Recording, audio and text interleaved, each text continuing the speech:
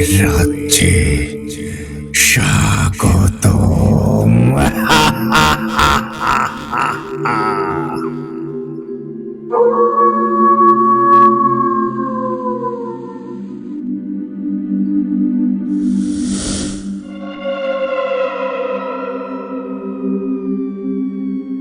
আসসালামু আলাইকুম বন্ধুগণ, সবাইকে স্বাগতম জানাচ্ছি ভূত আড্ডার আরও একটি নতুন এপিসোডে।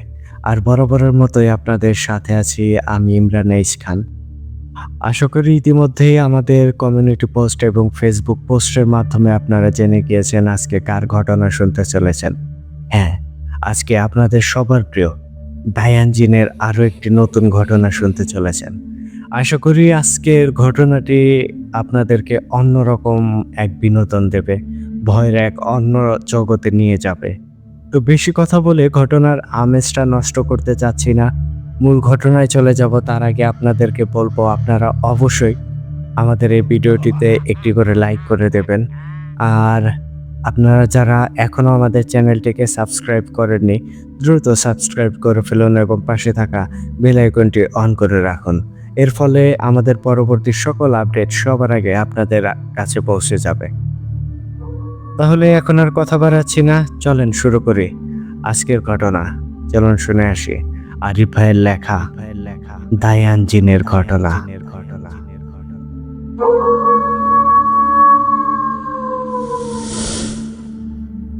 ঘটনাটি আমাকে ঠিক যেভাবে লিখে পাঠিয়েছেন, আমি চেষ্টা করছি ঠিক সেভাবেই আপনাদের মাঝে উপস্থাপন করতে। লিখছেন, আসসালামু আলাইকুম প্রিয় দর্শক শ্রোতা, সকলে কেমন আছেন? আশা করি মহান আল্লাহর অশেষ রহমতে অনেক ভালো আছেন। আলহামদুলিল্লাহ, আপনাদের ভালোবাসা ও আল্লাহর দয়ায় আমিও ভালো আছি। সবার আগে নিজের পরিচয়টা দিয়ে নেই। আমি ভূত আড্ডার একজন অ্যাডমিন ও স্টোরি রাইটার আরিফ বলছি। তো প্রিয় দর্শক শ্রোতা, আজ আপনাদের জন্য আবারও নিয়ে হাজির হলাম আপনাদের সকলের পছন্দের ডায়ান জিনের ঘটনা, যে ঘটনার জন্য আপনারা মুখিয়ে থাকেন এবং সব সময় কমেন্ট বক্স ও ইনবক্সে মেসেজ দেন। তাই আপনাদের জন্য থাকছে আজ ডায়ান জিনের এক অসাধারণ ঘটনা, যে ঘটনায় আপনারা শুনবেন ডায়ান জিন ও এক অঘরীতান্ত্রিক বিলাসনাথের ঘটনা। এই ঘটনাটি এতটাই ভয়ঙ্কর হতে চলেছে যা আপনাদের অন্তরাত্মা কাঁপিয়ে দেবে আশা করি। তাই ঘটনায় যাওয়ার আগে বলছি, সকলে কানে ইয়ারফোন লাগিয়ে ঘরের আলো নিভিয়ে হারিয়ে যান আপনাদের ভালোবাসার ডায়ান জিনের ঘটনার মাঝে। তো চলেন আর সময় নষ্ট না করে চলে যাই মূল ঘটনার মাঝে। বলছি আহমেদ হুজুরের ভাষায়। আসসালামু আলাইকুম, আমি আহমেদ। সকলের দোয়ায় আল্লাহর রহমতে আমার দিনকাল ও মাদ্রাসা ভালোই চলছিল। একদিন আমি আমার কিছু প্রয়োজনে বাজারে যাই। সচরাচর আমার বাজার ঘাট খুব একটা ভালো লাগে না, কারণ আমি মানুষের ভিড় এড়িয়ে চলি। তখন সময় ছিল সকাল 8টা কি 9টার মতো। মক্তব থেকে সকলকে ছুটি দিয়ে চলে আসি। আর সকালে আসার কারণ যাতে মানুষ একটু কম থাকে। তো বাজারে কিছু জিনিস কেনা অবস্থায় হঠাৎ পাশে থেকে একটা বাচ্চার কান্না জড়িত চিৎকারের আওয়াজ আসে, আর সেখানে মানুষের একটা ভিড় জমে যায়। তখন আমি সেখান থেকে চলে আসব বলে সিদ্ধান্ত নেই। তখন সেই বাচ্চার চিৎকার আরো জোরে জোরে আসে, তার ফলে আমার ভেতরটা কেমন মোচড় দিয়ে ওঠে। তখন আমি আর নিজেকে নিয়ন্ত্রণ করতে না পেরে সেই দিকটা এগিয়ে যাই। সেখানে যাওয়ার পর আমি ভিড় ঠেলে সামনে যেতেই দেখি একটা দোকানদার একটা 6-7 বছরের ছেলেকে 2 হাত ধরে সজোরে চড় মারছিল। এটা দেখে আমার প্রচন্ড রাগ হয়ে যায়। এতটুকু ছোট একটা বাচ্চাকে কেউ এইভাবে মারতে পারে? তখন আমি সামনে এগিয়ে যেয়ে ওই বাচ্চাটাকে সেই লোকের হাত থেকে ছাড়িয়ে সেই লোককে জোরে একটা ঝাড়ি দেই আর বলি, ভাই, আপনি কি মানুষ? আপনার মাঝে কি কোনো মনুষ্যত্ববোধ বলতে কিচ্ছুই নেই? তখন সেই লোকটা বলে, কে আপনি? এখানে দরদ দেখাতে এসেছেন কেন? আপনি জানেন এই ছেলে কি করেছে? এই ছেলে আমার দোকানে চুরি করেছে। তখন আমি বলি, কি চুরি করেছো? তখন সেই লোকটা বলে, এই ছেলে আমার দোকান থেকে রুটি চুরি করেছে আর এখানেই বসে খাচ্ছিল লুকিয়ে লুকিয়ে। তখন আমি ছেলেটির চেহারার দিকে তাকিয়ে দেখি মায়া ভরা মুখটা লোকটার থাপ্পড়ের ফলে লাল হয়ে গিয়েছে, আর ছেলেটার চুল ও জামা কাপড় ধুলোয় মাখা ছিল। তার থেকে বড় কথা, ওর চেহারা দেখে বোঝা যাচ্ছিল ও অনেক বেশি ক্ষুধার্ত। আর এসব দেখে আমার রাগ আরো কয়েক গুণ বেড়ে যায়। তখন আমি সেই লোকের দিকে তাকিয়ে বলি, ভাই, আপনি আসলেই মানুষের কাতারে পড়েন না, কারণ আপনি ওর চেহারার দিকে তাকিয়ে দেখেননি তো। ওর বয়স কত হবে? ওর বয়সের তুলনায় ও চুরি করতে পারে? বা চুরি কি জিনিস ওকে জিজ্ঞেস করেন তো, ও বলতে পারে কিনা? ও যা করেছে ওর পেটের ক্ষুধায় করেছে। আপনি যা করেছেন এর বিচার আল্লাহ করবেন, কারণ ও আল্লাহর কাছে বিচার দেবে। সে বুঝটাও ওর হয়নি। এই ছেলে যদি ইতিম হয়ে থাকে তাহলে এর শাস্তি আপনার জন্য কঠোর হয়ে আসবে। এই বলে আমি ছেলেটাকে নিয়ে পাশে চলে আসলাম। এরপর ছেলেটিকে বললাম, বাবা, তোমার নাম কি? তখন ছেলেটা ভয়ের তো গলায় বলে, আমার নাম রুমান। আমি তখন বলি, তোমার বাড়ি কোথায় রুমান? তখন রুমান দক্ষিণের দিক দেখিয়ে বলে, ওই দিকে আমার বাড়ি। তখন আমি বলি, সেখানকার নাম কি? তখন রুমান আর কিছু বলে না। ও সময় আমি বুঝে নেই ও নাম বলতে পারে না। তখন আমি বলি, বাবা, তুমি এখানে কি করো? তখন রুমান বলে, আমাদের গ্রামের সব মানুষ মরে যাচ্ছে, যার কারণে আমার মা আমাকে পাঠিয়ে দিয়েছে আর বলেছে কখনো যাতে বাড়িতে না যাই, তাহলে মরে যাব। এরপর আমি এক এক জায়গায় যাই আর কিছু চেয়ে চেয়ে খাই, কিন্তু গতকাল কেউ কিচ্ছু দেয়নি, আজও দেয়নি। তাই ওই কাকুর দোকান থেকে নিয়ে খেয়েছিলাম, কিন্তু কেন জানি কাকু অনেক মারলো। তখন আমি মনে মনে বলি, ছেলেটি একটু দুষ্ট স্বভাবের আছে, না হয় এরকম মার খেয়েও কেউ এইসব কথা বলে। এরপর নিজের মনের কথা মনে রেখে ছেলেটিকে বলি, তুমি কিছু খাবে? তখন ছেলেটি বলে, না, আর কিছু খাবো না, কিন্তু আমার মাকে দেখতে খুব মন চাইছে, বাড়িতে গেলে তো আবার মরে যাব মা বলেছে। তখন আমি বলি, বাবা রুমান, দুষ্টামি করতে নেই, তাহলে মানুষ খারাপ বলবে। তখন রুমান বলে, মামা, আমি দুষ্টামি করছি না, আমি সত্যি বলছি। তখন আমি মনে মনে বলি, ছেলেটা আসলেই প্রচুর দুষ্ট। আবার নিজেই বলি, ছোট বাচ্চারা একটু দুষ্টামি না করলে ভালো লাগে না। এইসব ভেবে হাসি দিয়ে ছেলেটির মাথায় হাত বুলিয়ে সেখান থেকে উঠে পিছনে ঘুরে হাঁটা দেই। এরপর কয়েক কদম সামনে আসতেই হঠাৎ আমার মাথায় ডায়ান বলে ওঠে, হুজুর, এই ছেলেটির কথাগুলো শুনেন। ও মিথ্যা বলছে না, ও যা বলছে ঠিক বলছে। ওকে সাথে নিয়ে যান। এদিকে দায়ানের কথা শোনা মাত্র আমি থমকে দাঁড়িয়ে যাই, কারণ দায়ান ভাই কখনোই কোনো কারণ ছাড়া কথা বলেন না। আর যাকে কখনো ডেকেও পাওয়া যায় না সে নিজ থেকে জানান দিচ্ছে, তার মানে এখানে অবশ্যই কিছু রয়েছে। এইসব ভেবে আমি সঙ্গে সঙ্গে পিছনে ঘুরে তাকাই আর দেখতে পাই রুমান এক দৃষ্টিতে আমার দিকেই তাকিয়ে আছে। আর এটা দেখে আমি আবারও তার কাছে যাই।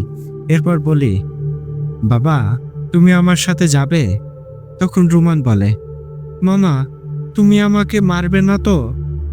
তখন আমি হেসে বলি, না বাবা, আমি তোমাকে মারবো না, চলো আজ তোমাকে পেট ভরিয়ে খাওয়াবো। তখন রুমান আমার সাথে যেতে রাজি হয়। এরপর আমি ওকে সাথে নিয়ে মাদ্রাসায় চলে আসি। তারপর ওকে ভালো করে গোসল করিয়ে দেই। এরপর নিজ হাতে ওকে পেট ভরে খাবার খাইয়ে দেই। তারপর নিজের বিছানায় শুয়েও দেই। তখন ও বলে, মামা, আসলে তুমি অনেক ভালো, এমনটা করে মা ছাড়া কেউ আমাকে কোনোদিন আদর করেনি। তখন আমি বলি, তুমি আমাকে কি বলে ডাকো? তখন রুমান বলে, মামা বলে ডেকেছি। তখন আমি বলি, মা আর মা, দুইবার মা বললে মামা হয়, তাহলে আমি তোমার মায়ের ভাই, এই জন্যই তোমাকে এত আদর করি। তখন রুমান বলে, সত্যি মামা, তুমি আমার মায়ের ভাই? তখন আমি বলি, সত্যি। এখন আমাকে বলো তো রুমান, তোমাদের গ্রামে কি হয়েছে? তখন রুমান বলে, আমাদের গ্রামে আজ থেকে কিছুদিন আগে একটা লোক আসে। লোকটা দেখতে জানি কেমন, চুলদাড়ি বড় বড়, আর সে গ্রামে এসে কারোর সাথে কথা বলতো না। কিন্তু কয়েকদিন তাকে গ্রামের মাঝে খেলার সময় দেখেছিলাম, এরপর থেকে আর দেখিনি। কিন্তু তারপর থেকে আমার অনেক বন্ধুরা কোথায় যেন হারিয়ে যায়। এদিকে মা আমাকে ঘর থেকে বেরোতে দেয় না।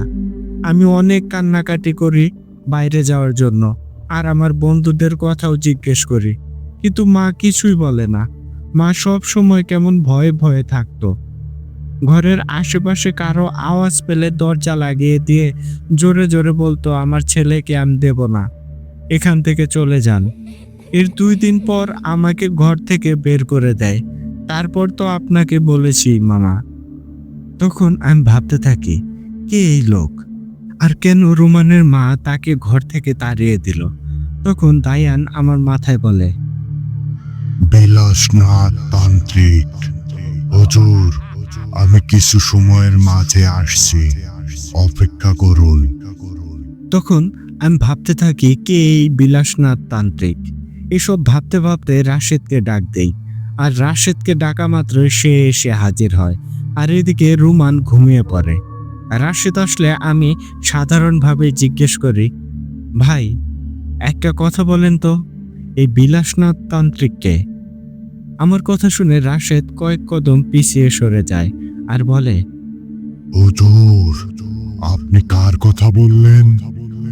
তখন আমি আবার ভেবে বললাম, বিলাসনাথ তান্ত্রিক বললাম। তখন রাশেদ বলে, হুজুর, এই নাম মুখে নিয়েন না, কারণ এটা একটা জীবন্ত জাহান্নাম। ওর কাছে কেউ গেলে সে জ্বলে পুড়ে অঙ্গার হয়ে যাবে। এতদিন শুনেছেন অন্যান্য তান্ত্রিকেরা শয়তানের পূজা করে, কিন্তু এখানে শয়তানরা ওর পূজা করে। হুজুর, শুধু এতটুকুই বলবো, বিলাসনাথ তান্ত্রিক কোনো মানুষ নয়, মানুষের নামেও একটা জানোয়ার। বিলাসনাথ জিনেদের বলি দিয়ে সেই রক্ত খেয়ে নিজের জীবন বাঁচিয়ে রাখে।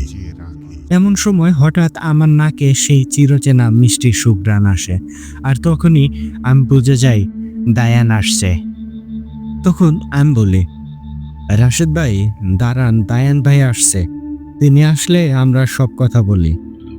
তখনই সালাম দিয়ে দায়ান কামরায় প্রবেশ করে।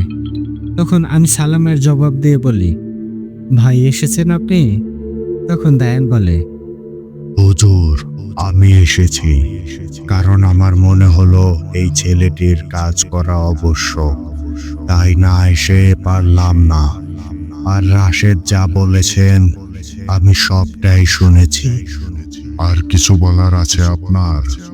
তখন রাশেদ বলে, ভাই, শুধু এতটুকুই বলবো, আমি আমার জীবন নিয়ে একবার ফিরে এসেছি ওই বিলাসনাথের সামনে থেকে।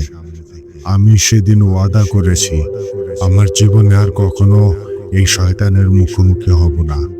তখন দায়ান বলে, আপনি আবারও সামনাসামনি হবেন, আর সেটাই হবে ওর জীবনের শেষ দিন।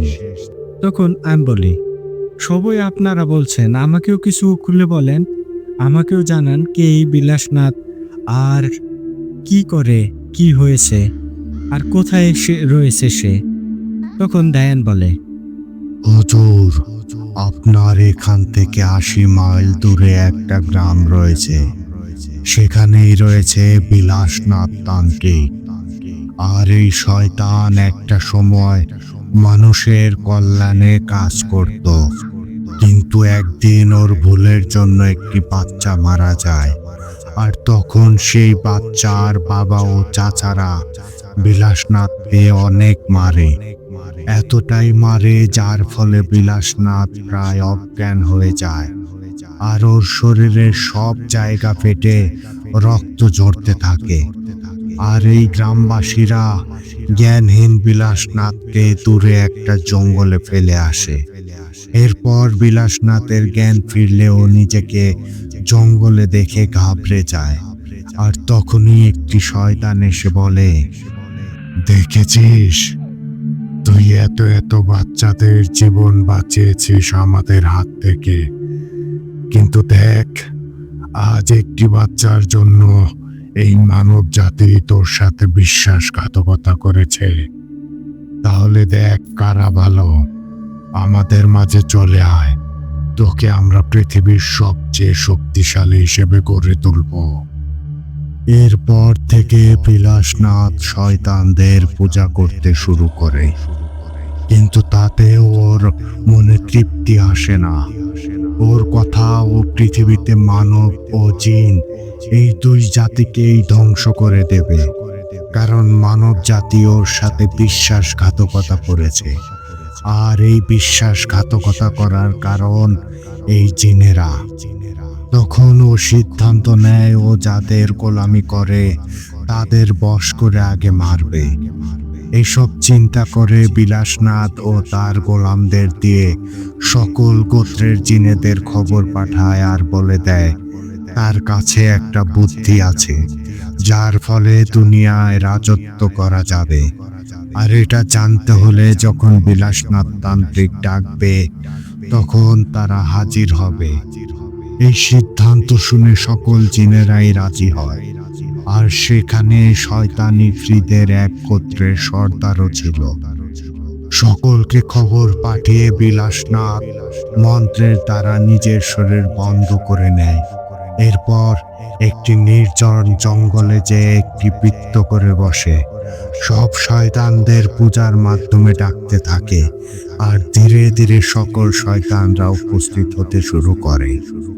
আর সেখানে ঝাঁকে ঝাঁকে লক্ষাধিক শয়তান এসে হাজির হয়।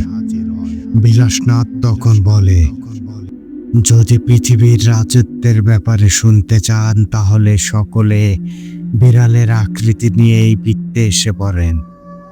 তখন ওরা ওই লোভের বহির্ভূত হয়ে সেখানে ঢুকে পড়ে।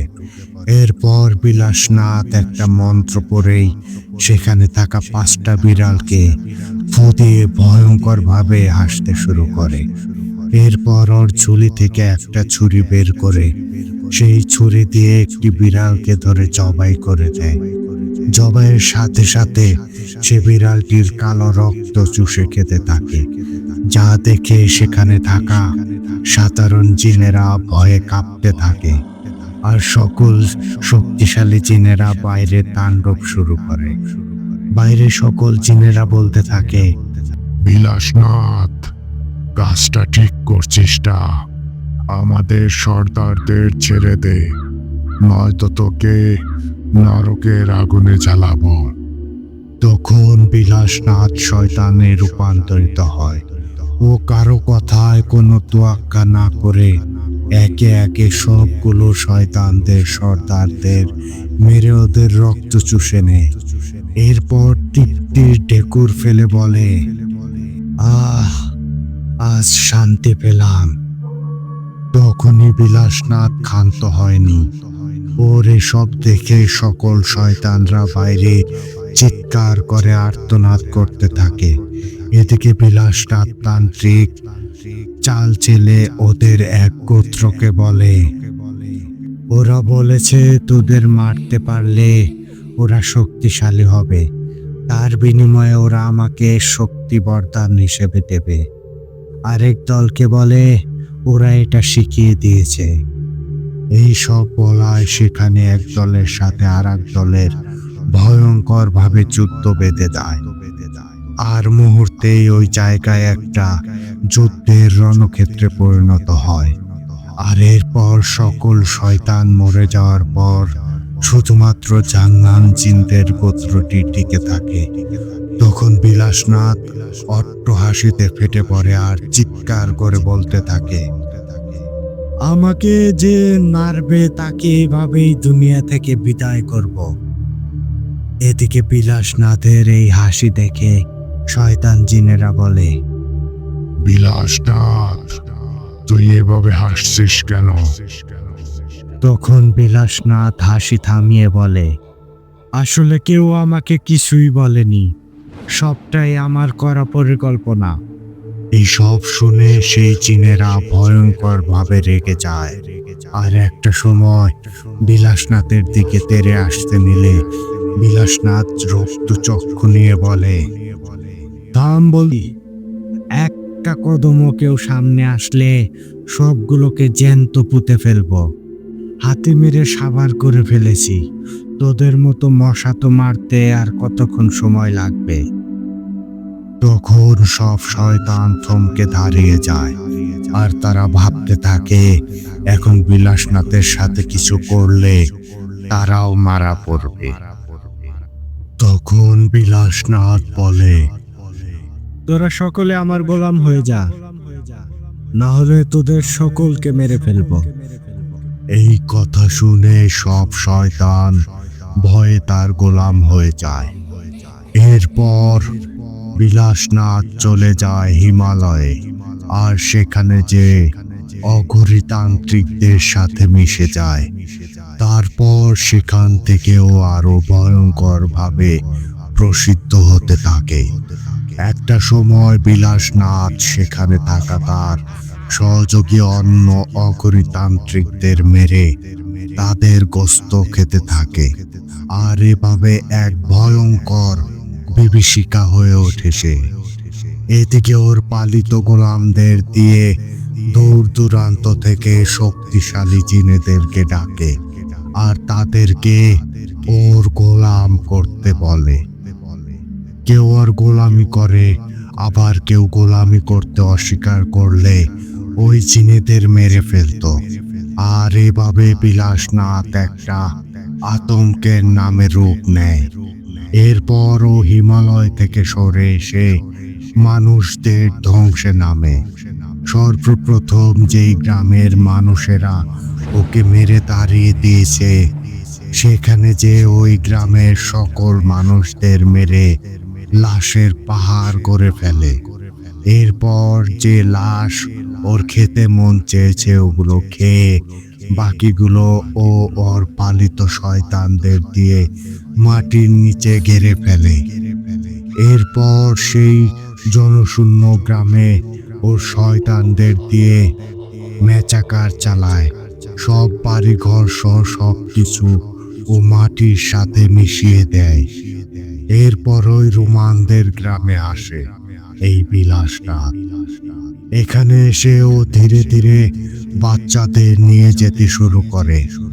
আর একটা সময় গ্রামবাসী বুঝতে পারলে তারা বিলাসনাথকে মারতে গেলে বিলাসনাথ তাদের সকলকে মায়ার ছলনায় আটকে ফেলে। আর একটা সময় সে লোকেদের তাদের নিজেদের সন্তানদেরকে এনে বিলাসনাথের হাতে তুলে দিতে বলে এবং তারা তাই করে।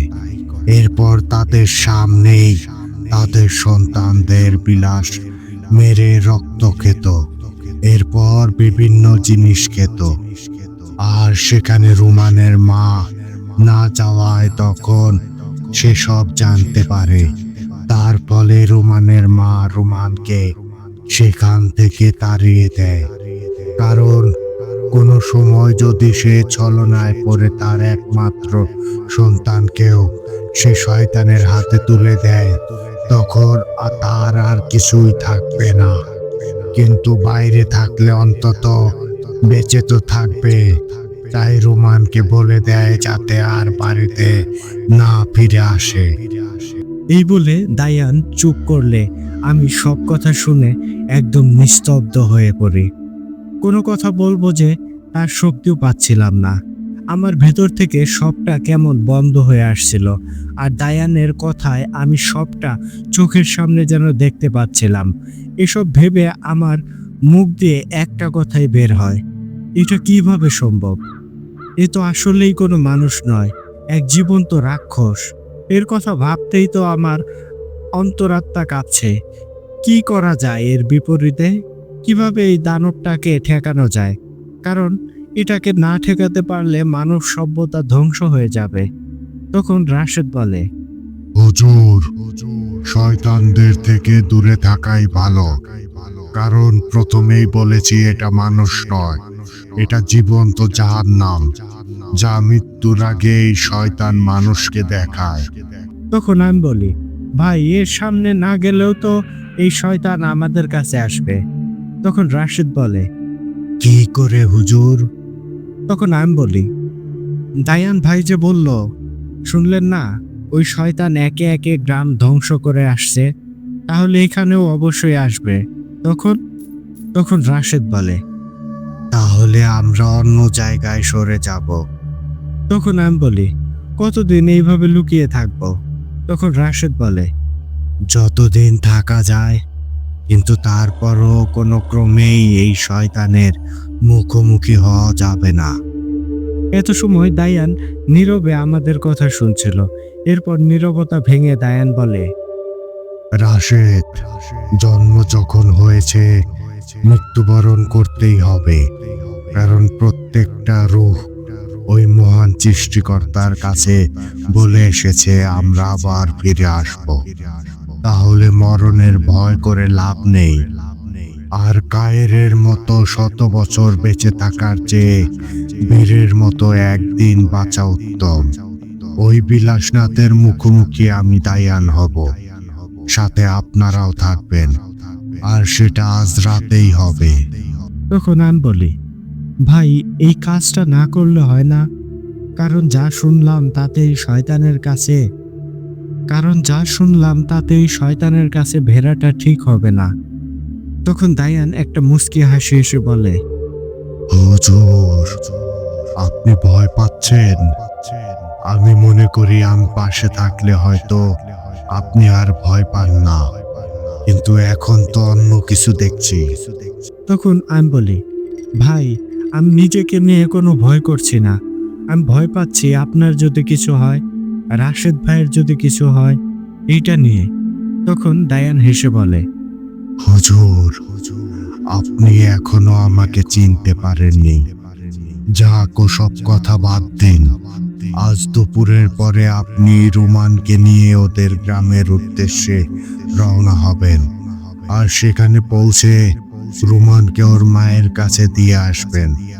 এরপর রাশেদ আপনার কাছে আসবে, আর ওই বিলাসনাথের কাছে আপনাকে নিয়ে যাবে। এরপর আপনি সেখানে যে ওকে সাত বাঘকে জানিয়ে দেবেন, শুধু এই গ্রাম না, এসব ছেড়ে যেখান থেকে ও এসেছে ওই জায়গায় ফিরে যেন যায়। আর তা না করে যদি আরো একটি প্রাণও যদি ওর হাতে যায়, আর এটা যদি আমি জানতে পারি, তাহলে পাতালে লুকালেও ওর মরণ নিশ্চিত। এই বলে দায়ান সালাম দিয়ে সেখান থেকে চলে যায়। এরপর রাশেদ ভয়ার্ত গলায় বলতে শুরু করে, ও হুজুর, দয়া করে দায়ান ভাইকে আবার ডাকেন, আর দয়া করে এই কাজ থেকে সরে যেতে বলুন। তখন আমি বলি, ভাই আপনিও তো এখানে ছিলেন, আপনি বারণ করলেন না কেন?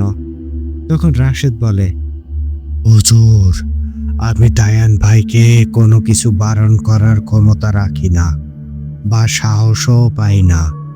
শুধু আমি না, অন্য কেউ দায়ান ভাইকে মানা করার সাহস রাখে না।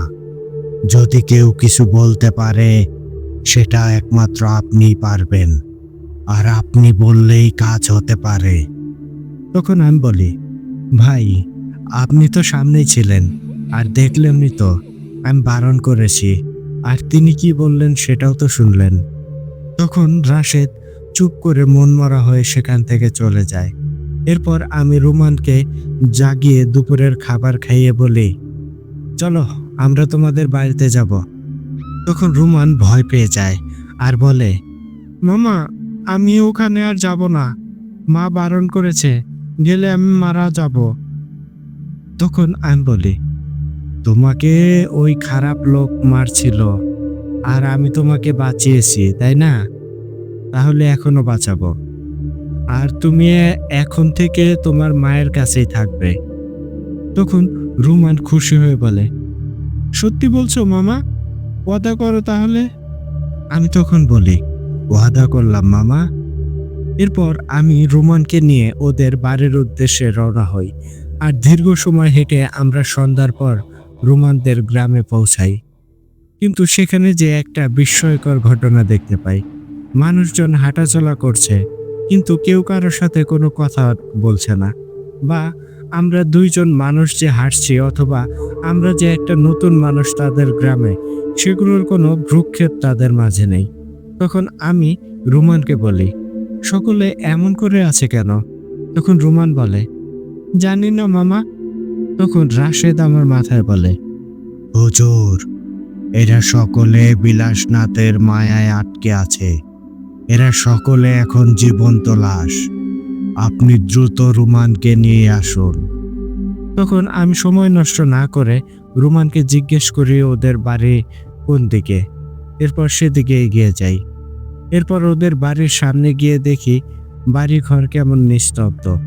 তখন রুমান যে দরজায় টোকা দিতে থাকে। একটা সময় দরজা খুলে একটা মহিলা বের হয়ে আসে, কিন্তু সে মহিলাও আগের দেখা মানুষদের মতোই কেমন গা ছাড়া ভাব নিয়ে দরজা খুলে দাঁড়িয়ে থাকে, কিন্তু আমাদের কিছু জিজ্ঞেস করে না বা কোনো কথাও বলে না। এদিকে রুমান সেই মহিলাকে দেখা মাত্রই জড়িয়ে ধরে আর বলে, মা দেখো আমি এসেছি, আমাকে আহমেদ মামা নিয়ে এসেছে। আর জানো মা, আহমেদ মামা আমাকে ওয়াদা করেছে আমি নাকি এখন থেকে তোমার সাথেই থাকবো, কোথাও যেতে হবে না আমার।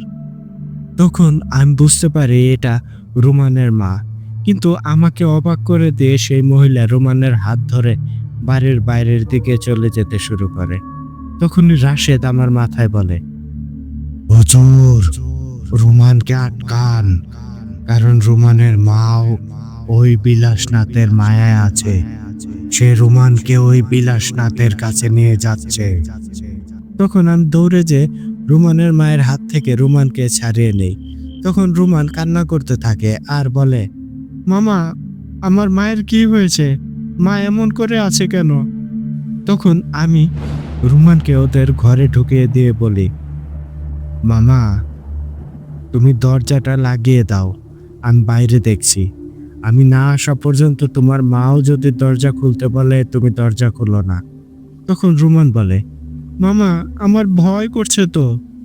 তখন আমি বলি, মামা ভয় পেতে নেই, ভয় যদি পাও একমাত্র আল্লাহকে পাবা, কারণ তিনি তোমার আমার সকলের সৃষ্টিকর্তা। এইসব কিছুকে ভয় পাবা না। তখন রুমান বলে, মামা তুমি তাড়াতাড়ি এসো কিন্তু।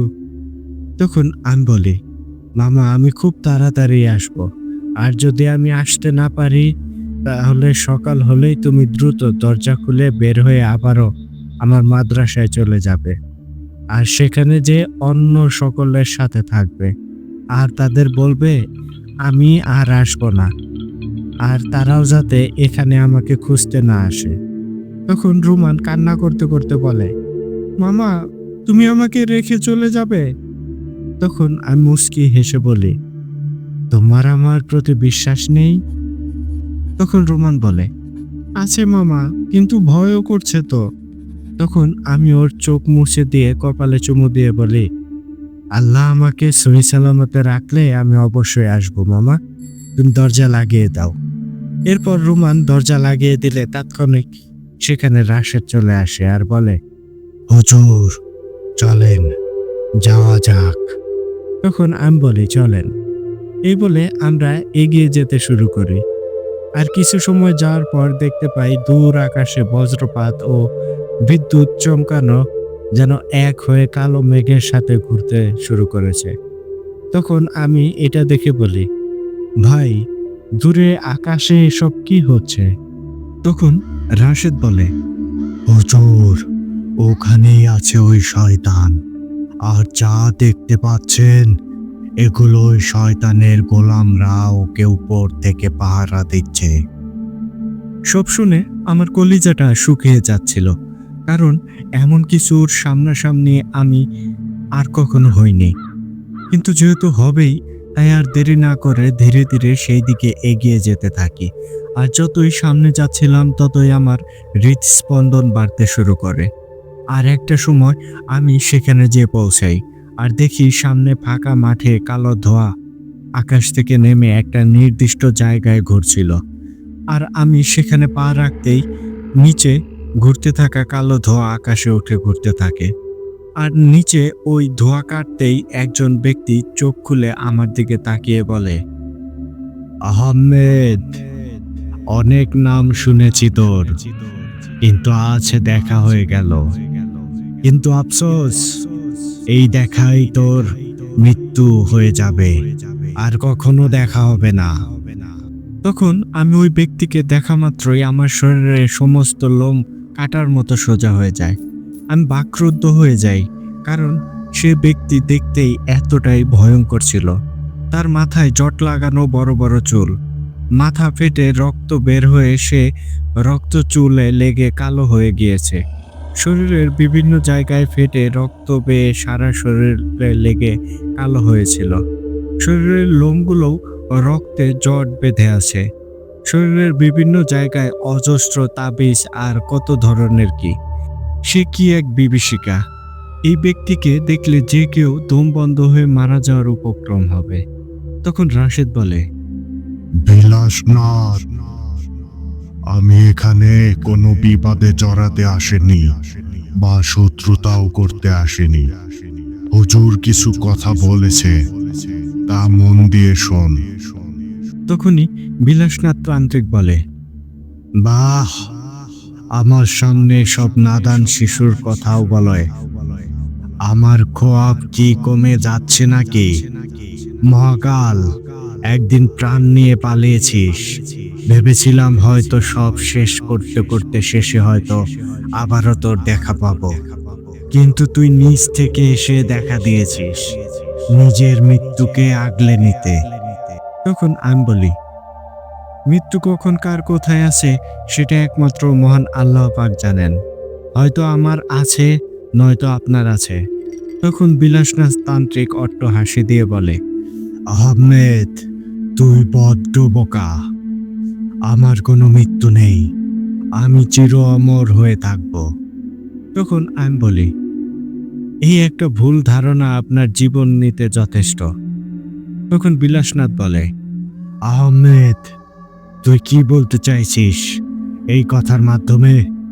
তখন রাশেদ বলে, যা বলেছে হুজুর সব সঠিক কথা বলেছে, আর আকল আলা লোকের জন্য ইশারাই যথেষ্ট।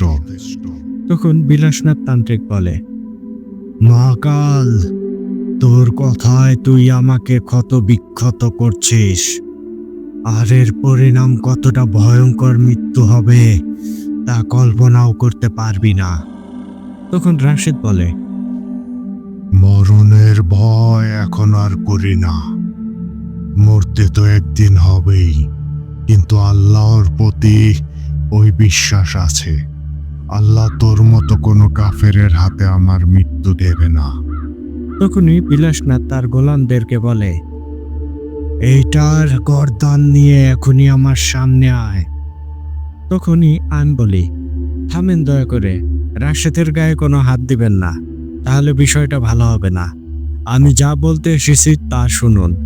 তখন বিলাসনাথ আমার কথা থামিয়ে বলে, যার জন্য তুই আমাকে ধমক দিচ্ছিস সে তোর হয়ে কাজ করবে তো? এই বলেই রাশেদের দিকে তাকিয়ে মাথা ঘুরাতেই রাশেদ ওই বিলাসনাথের দিকে তাকিয়ে ওইদিকে হেঁটে চলে যেতে শুরু করে। আমি অনেকবার ডেকে বলতে থাকি, রাশেদ ভাই কোথায় যাচ্ছেন, ওইদিকে যাবেন না। কিন্তু রাশেদের আমার কথার প্রতি কোনো ভ্রুক্ষেপ নাই। সে আনমনে ওইদিকে হেঁটে যেয়ে বিলাসনাথের পাশে দাঁড়ায়। তখন আমি বলি, রাশেদ, আপনি ওখানে কি করছেন? তখন বিলাসনাথ তান্ত্রিক বলে, ও এখন আর তোর রাশেদ নেই, ও এখন আমার গোলাম, আর এখন ও আমার কথায় তোর জীবন কেড়ে নিতে এক মুহূর্ত দ্বিধাবোধ করবে না। তখন আমি বলি, আমার বিশ্বাস রাশেদ কখনোই আহমেদ হুজুরের গায়ে হাত দেবে না, কারণ রাশেদ আমার ভাই। তখন বিলাসনাথ তান্ত্রিক বলে, তাহলে তোর ধারণাকে ভুল প্রমাণ করে দেই। এই বলেই রাশেদের দিকে তাকাতেই রাশেদ একটা বিশাল দানবীয় রূপ নিয়ে ঝড়ের বেগে আমার দিকে তেড়ে আসে। আর যখন একদম আমার কাছাকাছি চলে আসে তখন আমি চোখ বন্ধ করে ফেলি। আর কয়েক সেকেন্ড পর দেখি আমার শরীরে কোনো আঘাত না আসায় চোখ খুলে দেখি দায়ান তার বিশাল রূপে আমার সামনে দাঁড়িয়ে আছে, আর সামনে একটা অদৃশ্য প্রাচীরের ওইদিকে রাশেদ আটকা অবস্থায় আছে। অনেক চেষ্টা করছে এইদিকে আসার, কিন্তু রাশেদ কোনোভাবেই আসতে পারছে না। আর রাশেদের এই আচরণে আমার ভেতরটা ফেটে যাচ্ছিল, আর চোখ দিয়ে অঝরে পানি পড়ছিল। মাথায় একটা কথাই ঘুরছিল, রাশেদ এমনটা করতে পারলো যাকে আমি নিজের ভাই মানি। তখন দায়ান বলে, হুজুর, চোখের সব দেখাই সত্যি হয় না। এখানে রাশেদের কোনো দোষ নেই, ও ছলনায় পড়ে গিয়েছে। রাশেদ এখন তার নিজের মাঝে নেই। রাশেদকে নিয়ন্ত্রণ করছে সামনে থাকা ওই শয়তানটা। তখন আমি বলি, এর জন্যই তো বলি রাশেদ কেন এমন করবে। এদিকে সামনে থেকে বিলাসনাথ তান্ত্রিক বলে, বাহ, এই কি দেখছি আমি! এ তো দেখি কোহিনূর নিজে এসে আমার হাতে ধরা দিল। আর এমন কাউকে তো আমি আমার জীবনেও দেখিনি। একে মারা যাবে না, একে আমার গোলাম করে রাখতে হবে। তখন দায়ান চুপ করে মাথা নিচু করে দাঁড়িয়েছিল। তখন বিলাসনাথ তান্ত্রিক আবারও বলে, কি রে, আমার গোলাম হবি? যদি আমার গোলাম হয়ে থাকিস তাহলে তোকে মারবো না, আর যদি না থাকিস তাহলে তোকে মেরে ফেলবো। তখন দায়ান বলে, গোলামি আমার রক্তে নেই, আর মেরে ফেলবি?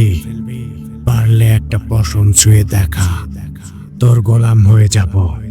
তখন বিলাসনাথ তান্ত্রিক এসে বলে, আমি ধ্বংস, আমি বজ্রপাত, যার সামনে যেই আসে সব চূর্ণ বিচূর্ণ করে ফেলি। তখন দায়ান বলে, তুই ধ্বংস আর বজ্রপাত হলে আমি সেটাকে নিয়ন্ত্রণ করনেওয়ালা। এটা শোনা মাত্র বিলাসনাথ তান্ত্রিক রেগে যায়। এরপর বলে, ভেবেছিলাম তোকে গোলাম করে রাখবো, কিন্তু না, তোর মতো এক অহংকারীকে রাখা যাবে না। এই বলে বিলাসনাথ তান্ত্রিক চোখ বন্ধ করে কিছু পড়তেই আকাশের ওই ঘূর্ণি থেকে ঝাঁকে ঝাঁকে হাজার হাজার শয়তান নামতে শুরু করে, আর সকলে দায়ানের দিকে তেড়ে আসতে শুরু করে। তখন দায়ানের শরীর দিয়ে আগুন বের হতে শুরু করে, আর সেই আগুনে তার শরীর থেকে বের হয়ে বিশাল লাভায় পরিণত হয়। আর সেই লাভা যে চোখের নিমিষে সকল শয়তানদের জ্বালিয়ে ছাই করে ফেলে। এটা দেখে বিলাসনাথ তান্ত্রিক আবারও চোখ বন্ধ করে আরো শক্তিশালী জিনেদেরকে নামায়। তখন দায়ানের মাথা নিচু করে একবার হালকা নাড়ায়, আর আকাশ থেকে তার দুইজন সহকারী চলে আসে, আর তারা চোখের পলকে সকল শয়তানদের কচুকাটা করে আবারও চলে যায়।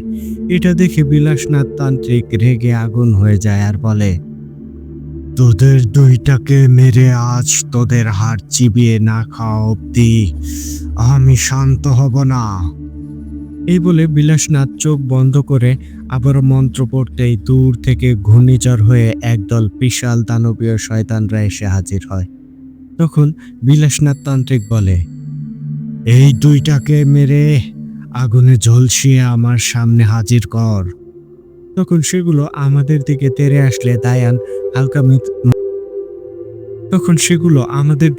আসলে দায়ান হালকা মাথা উঁচু করে তাকিয়ে আবারও নিচে তাকিয়ে থাকে। আর তখন দেখতে পাই সেই শয়তানগুলো দায়ানের দিকে আসা অবস্থায় আটকে যায়, আর নিজেদের মাঝে মারামারি শুরু করে, আর একটা আরেকটাকে মারতে শুরু করে।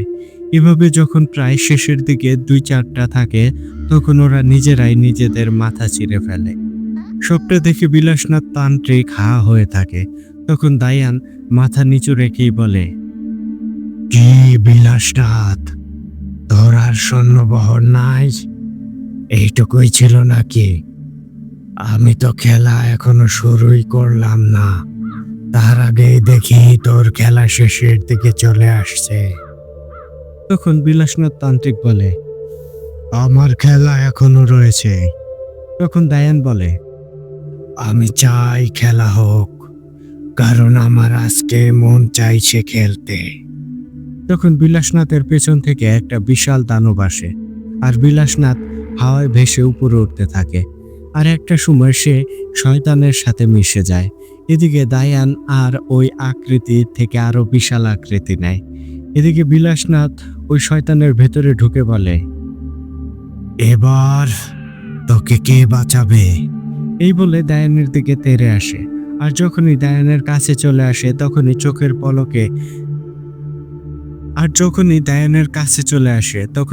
চোখের পলক ফেলার আগে এতটুকু মুহূর্তের মাঝে তুলে আকাশে নিয়ে যায় আর সাথে জোরে একটা আছাড় মারে। যে আছাড় খেয়ে সেই শয়তানের অবস্থা খারাপ হয়ে যায়। তখন সেই শয়তান আবারও উঠে দাঁড়ায়, এরপর বলে, তোদের সকলকে আজ নরকের আগুনে জ্বালাবো। এই বলে আবারও দায়ানের দিকে তেড়ে আসে। আর ওই শয়তানের কয়েকশো অবয়ব তার মাঝ থেকে বেরিয়ে এসে আমাদের দিকে তেড়ে আসতে শুরু করে। তখন আমি বলি, দায়ান ভাই কিছু করেন। তখনও দায়ান ঠায় দাঁড়িয়ে থাকে। এরপর যখন সেই শয়তানরা কাছে চলে আসে তখনই দায়ান একটা শয়তানের বুকের ভেতরে হাত ঢুকিয়ে দেয় আর টেনে বিলাসনাথকে বাইরে নিয়ে আসে। সেই সাথে দায়ানের শরীর থেকে নির্গত আগুন সেই শয়তানটিকে জ্বালিয়ে অঙ্গার করে দেয়। তখন দায়ান বলে, রে বিলাসনাথ, কোথায় তোর ক্ষমতা? কোথায় গেল তোর ওই দাপট? যে তোকে বাঁচাবে এখন? তখন বিলাসনাথ তান্ত্রিক বলে, আমাকে ক্ষমা করে দিন, আমি ভুল করেছি। তখন দায়ান বলে, তোর এই আওয়াজটা তখন কোথায় ছিল? আমাদের বলার ক্ষেত্রে ভেবে বললি না কেন? এই বলে দূরে ছিটকে মারে, যার ফলে বিলাসনাথের চেহারার এক পাশ ছিঁড়ে মাটিতে লেগে যায়। এরপর দায়ান সাধারণ আকৃতি এসে হাওয়ায় ভেসে বিলাসনাথের সামনে চলে যায়। এরপর বলে, বিলাস, তোর এই জগৎ ধ্বংসের মূল কারণ তুই আর তোর অহংকার। এটা বলতেই আকাশ থেকে কয়েকটা বজ্রপাত বিলাসনাথ তান্ত্রিকের গায়ে পড়ে, যার ফলে বিলাসনাথ তান্ত্রিক জ্বলে পুড়ে ছায়ে রূপান্তরিত হয় ওই জায়গায়। তখনও যেন দায়ানের রাগ কমেনি। সে আরো কয়েক দফা বজ্রপাত সেই বিলাসনাথের ছায়ের উপর ফালায়। এরপর দায়ান রাশেদের কাছে যেয়ে হাত বোলাতে রাশেদ আবারও আগের মতো হয়ে যায় আর ভয়ার্ত গলায় বলে, ও হুজুর, ওই বিলাসনাথ তান্ত্রিক কোথায়? এটা বলে এদিকে সেদিকে তাকাতে থাকে। তখন আমি কাছে যেয়ে বলি, ওই যে বিলাসনাথ ছাই হয়ে পড়ে আছে। তখন রাশেদ বলে, হুজুর, আপনি সত্যি বলছেন? তাহলে আমি কোথায় ছিলাম আর কেন দেখলাম না? তখন আমি বলি, ভাই আপনি ওই শয়তানের মায়ায় আটকে পড়েছিলেন, যার জন্য আপনার জ্ঞান ছিল না। এখন আপনি ঠিক আছেন। তখন রাশেদ বলে, হুজুর, আমার খুব ইচ্ছা ছিল ওর পতন দেখব, কিন্তু তা হলো না। আপনি দয়া করে বলেন। তখন আমি বলি, ওগুলো আপনাকে পরে বলবো, খালি এতটুকু বলছি ওই সময়টুকু এক বিভীষিকাময় মুহূর্তে পার করেছি। আর দায়ান ভাই আজ তার সর্বোচ্চ শক্তি ব্যবহার করতে দেখেছি। তখন দায়ান বলে, হুজুর, ভুল বলছেন। আমি দায়ান আমার 10% শক্তিও এখানে ব্যবহার করিনি, কারণ ও ছিল আমার কাছে মশা সমতুল্য। দায়ানের মুখ থেকে এই কথা শুনে আমি হা হয়ে থাকি। তখন দায়ান বলে, হুজুর, অবাক হওয়ার কিছু নেই। এখন যান, যে রুমানকে ওর মায়ের সাথে মিলিয়ে দেন, আর তাকে বলবেন এখন আর কোনো ভয় নেই।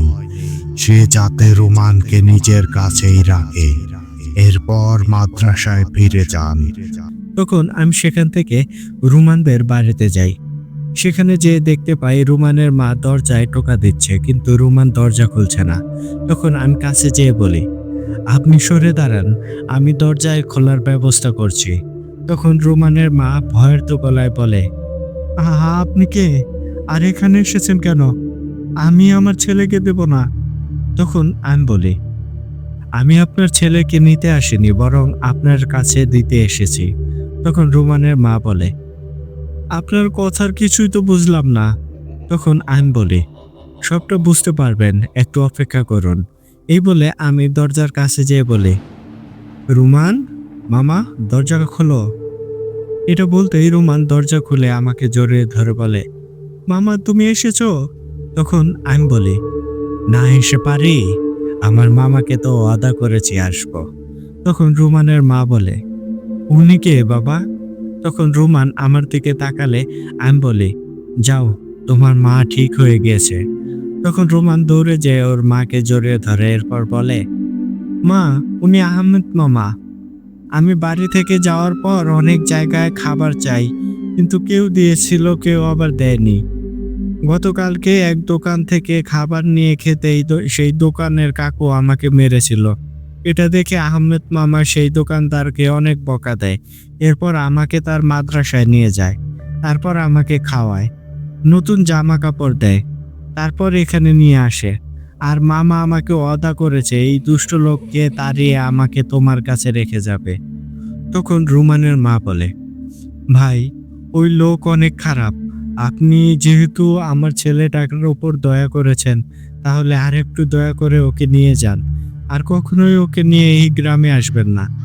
তখন আমি বলি, বোন, দয়া করার মালিক আল্লাহ, আমি শুধু তার হুকুমের গোলাম।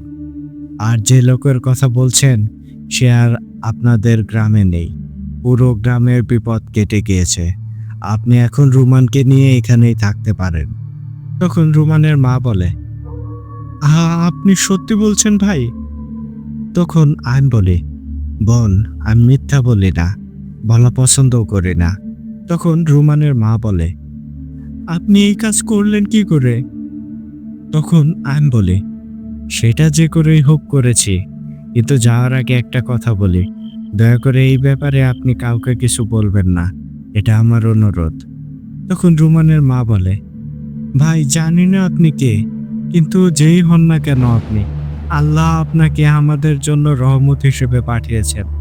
ছেলেকে বিদায় দেওয়ার পর অনেক কেঁদেছি, আর আল্লাহর কাছে বলেছি ও যেখানেই থাকে না কেন ভালো থাকে যেন, কারণ এই জীবনে দেখা হওয়ার আশা ছেড়ে দিয়েছিলাম, কিন্তু আল্লাহ আবার আমার ছেলেকে আমার বুকে ফিরিয়ে দিয়েছেন। তখন আমি বলি, সবই আল্লাহর ইচ্ছা, তাহলে আজ আর কথা না বাড়াই, আজ চললাম। তখন রুমানের মা বলে, ভাই, একটু কিছু খেয়ে যান। তখন আমি বলি, না, আজ না, ভাই যেহেতু বলেছেন আর আমার ভাগিনা যেহেতু রয়েছে, তাহলে অন্য কোনো দিন আবার আসবো। এই বলে সেখান থেকে বিদায় নেই। আর কিছুটা দূরে আসতেই রাশেদ চলে আসে, আর সে সময় সবটা জানতে চায়। তখন আমি একে একে সবটা রাশেদকে বলতে থাকি, আর শেষ সময়ে দায়ানও চলে আসে। তখন আমি বলি, ভাই, আজ আপনার এক অন্যরকম রূপ দেখলাম। তখন দায়ান বলে, হুজুর, এগুলো কিছু না, এসব বাদ দিন, সব সমাধান হয়েছে, এটাই বড় কথা। তখন আমি বলি, ভাই, সবটা সুন্দরভাবে সমাধান হয়েছে, আলহামদুলিল্লাহ।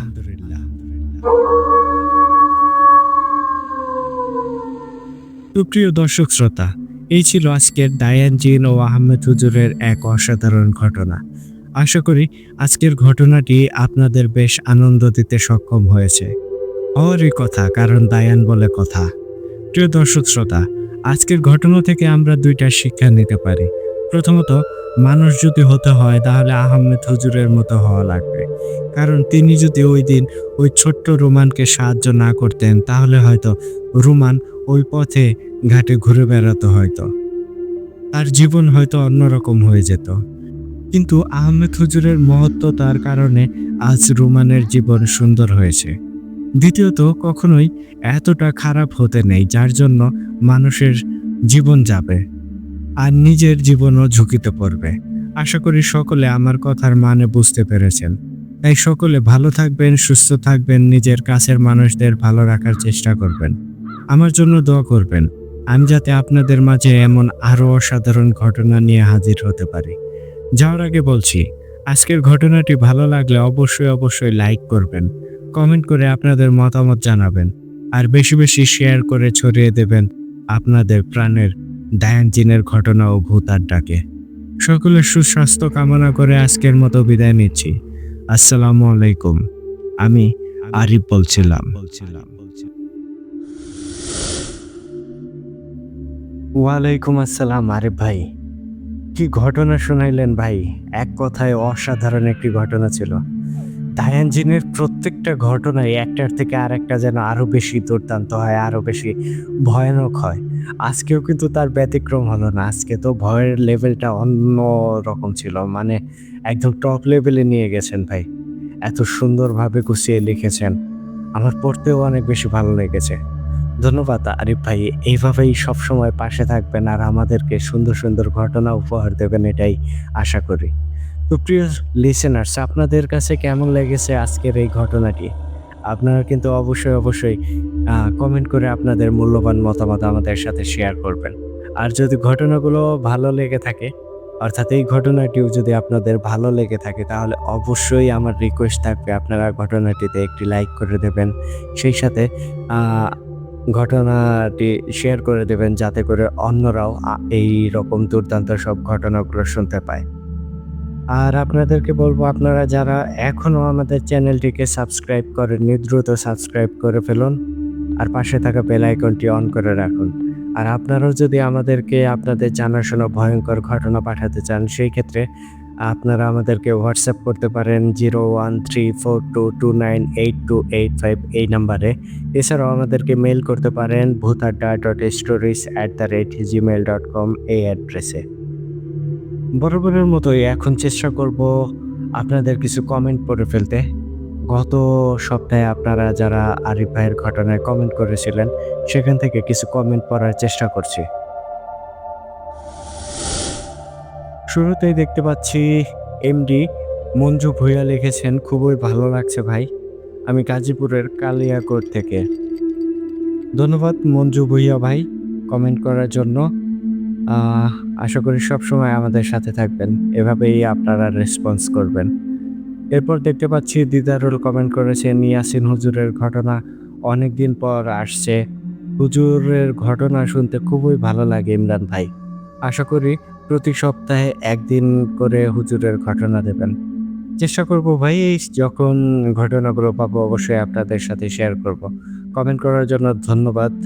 এরপর দেখতে পাচ্ছি এমডি নাজমুল কমেন্ট করেছেন, "ইয়াসিন হুজুরের ঘটনা অসাধারণ।" হ্যাঁ ভাই, আমিও আপনার সাথে সহমত। এরপর দেখতে পাচ্ছি রাকিব কমেন্ট করেছেন, "অসাধারণ একটা ঘটনা ভাই। আর এমন ঘটনা চাই। আরও এমন ঘটনা চাই।" ইনশাল্লাহ রাকিব ভাই, চেষ্টা করব এরকম দুর্দান্ত সব ঘটনা আপনাদের সাথে শেয়ার করতে। পাশে থাকবেন। এরপর দেখতে পাচ্ছি কমেন্ট করেছেন রাফসানা আহমেদ, "অনেকদিন পর মনের মতো একটা স্টোরি পেলাম। থ্যাঙ্কস ভাই।" ধন্যবাদ ভাই আপনাকেও। এভাবেই কমেন্ট করবেন, পাশে থাকবেন। এরপর দেখতে পাচ্ছি কমেন্ট করেছে ফুলবাবু সর্দার, আমাদের একজন লিসেনার, রেগুলার সবসময় আমাদেরকে কমেন্ট করেন, আমাদের ঘটনাগুলো শোনেন ফুলবাবু সর্দার ভাই। তিনি লিখেছেন, "আসসালামু আলাইকুম আরিফ ভাই। আরিফ ভাইয়ের ঘটনা যতই শুনছি ততই মুগ্ধ হয়ে যাচ্ছি।" জি, ওয়ালাইকুম আসসালাম ফুলবাবু সর্দার ভাই। আরিফ ভাইয়ের ঘটনা বলে কথা। মুগ্ধ তো হতেই হবে, তাই না ভাই? এরপর দেখতে পাচ্ছি কমেন্ট করেছেন রেজাবুল কাজী। রেজাবুল কাজী লিখেছেন, "কলকাতা আরামবাগ মায়াপুর থেকে শুনছি। হেব্বি হয়েছে ইয়াসিন হুজুরের ঘটনা।"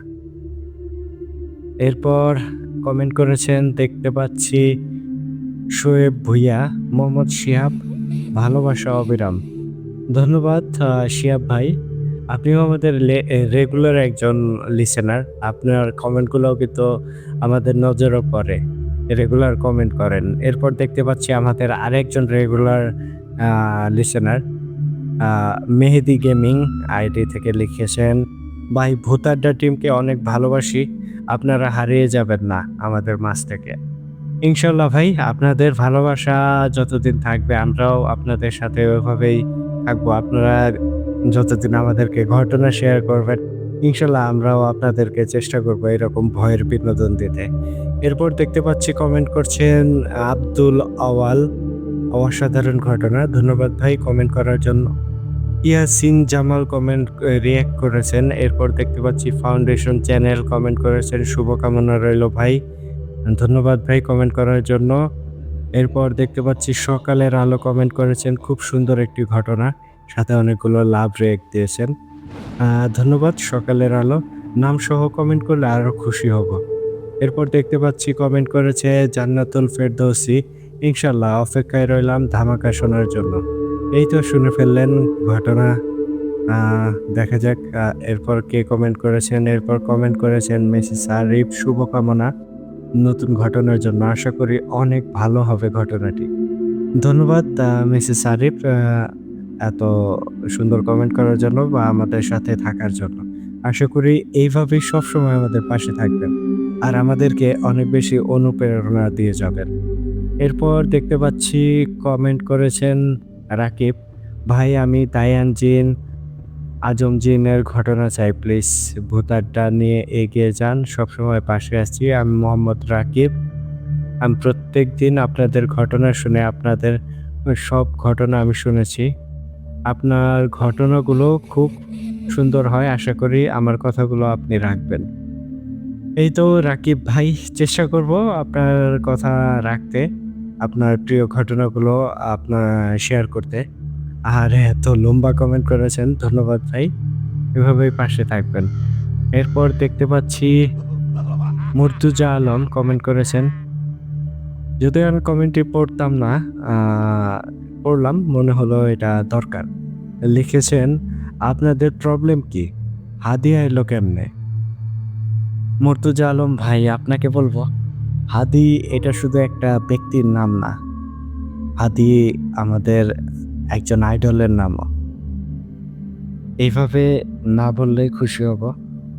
হাদি আমাদের জন্য, আমাদের দেশের জন্য এক প্রকার লড়াই করতে গিয়েই শহীদ হয়েছেন। আশা করি তার প্রতি সম্মান রেখেই আপনারা মন্তব্যগুলো করবেন। সে কোনো রাজনৈতিক দলের না, সে কোনো একক আ কোনো রাজনৈতিক সদস্য না। তিনি আমাদের সবার কথা বলছেন। আশা করি এই জিনিসটা অবশ্যই এরপর মাথায় রেখে কমেন্ট করবেন। যাক আর কমেন্ট পড়ব না। কমেন্ট পড়ার মুডটা চলে গিয়েছে। দুঃখিত আপনারা অনেকেই কমেন্ট করেছেন যাদের কমেন্টগুলো এই মুহূর্তে আমি পড়তে পারলাম না। আ ইনশাআল্লাহ আগামীতে আবারও পড়ার চেষ্টা করব। আপনারা কমেন্ট করবেন, সাথে থাকবেন। আমি ইমরান ইসকান আজকের মতো বিদায় নিচ্ছি। আসসালামু আলাইকুম।